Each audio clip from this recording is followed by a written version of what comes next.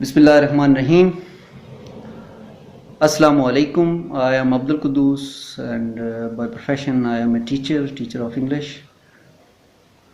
میں اپنے دوست جناب پروفیسر مبشر صاحب کی وساطت سے ان کے چینل کے توسط سے جو انہوں نے ایفرٹ کیا ہے سپریڈ نالج یا سپریڈ ایجوکیشن، اس حوالے سے اپنی کچھ آراء دینا چاہوں گا.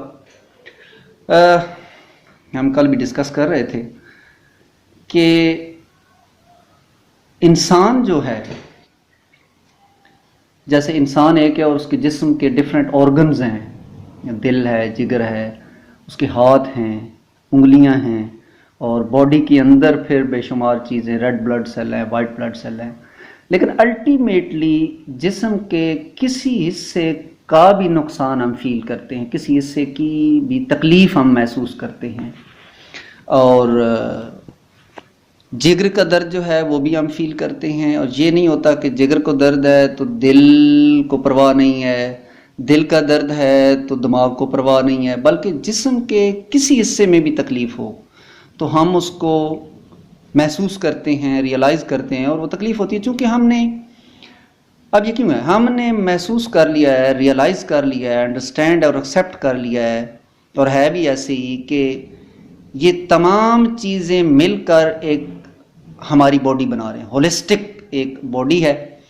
لیکن اس کے کئی آرگنز ہیں، اس میں لاکھوں کروڑوں آپ کہہ سکتے ہیں مخلوقات ہیں، لیکن الٹیمیٹلی ہم کہتے ہیں جی میں یہ ہوں.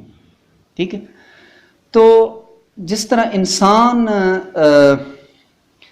یعنی ویسے تو پوری کائنات ایک ہے، the whole universe is a single unit, اور لیکن چونکہ ہم نے اس کو ریئلائز نہیں کیا، انڈرسٹینڈ نہیں کیا، تو ہم اس کو سیپریٹ یا علیحدہ اپنی ذات سے تصور کرتے ہیں. اسی طرح اگر آپ انسانوں کو لیں، جب پوری کائنات ایک ہے تو انسان تو الٹیمیٹلی صاف ظاہر ہے تمام انسان ایک ہیں، کسی بھی ریس سے ہوں، کسی بھی کلر کے ہوں، کسی بھی علاقے کے ہوں، کوئی بھی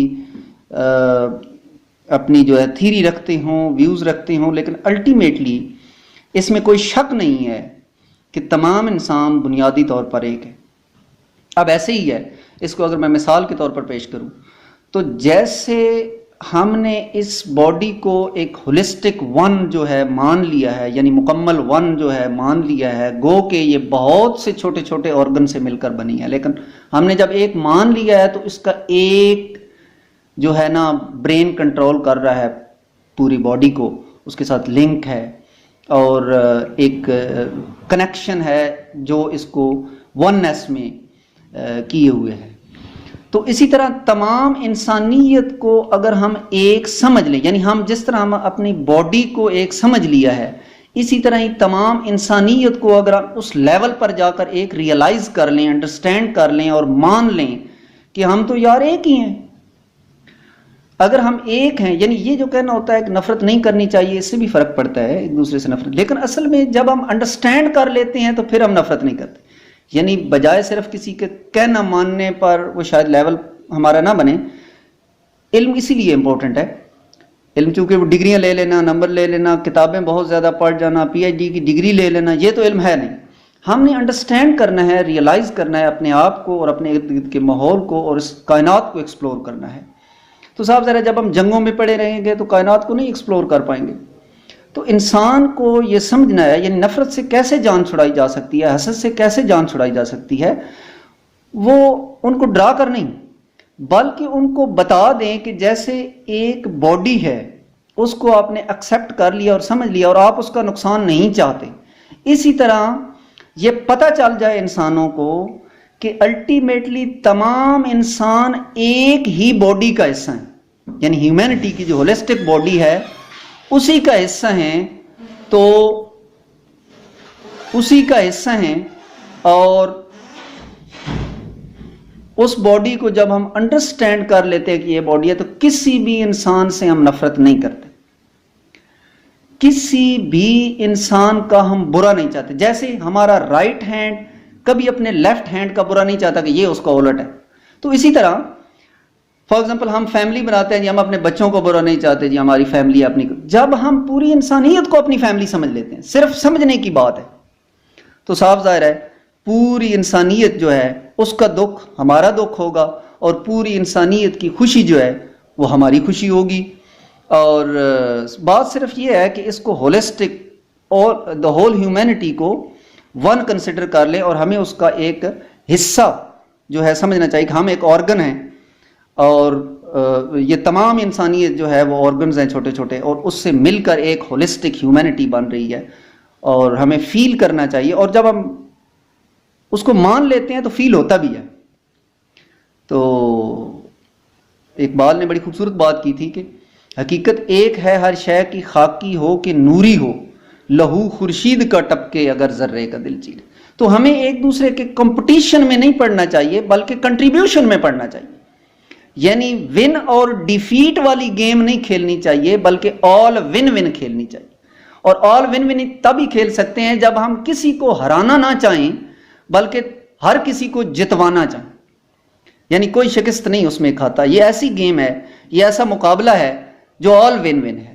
تو ہمیں بھی کوشش کرنی چاہیے کہ ہم آل ون ون ہیومینٹی کی گیم کھیلیں.